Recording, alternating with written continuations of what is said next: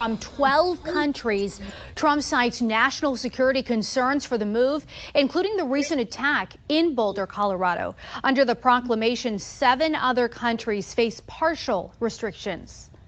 It's about making sure we're enforcing our laws, have confidence in who we're letting into this country.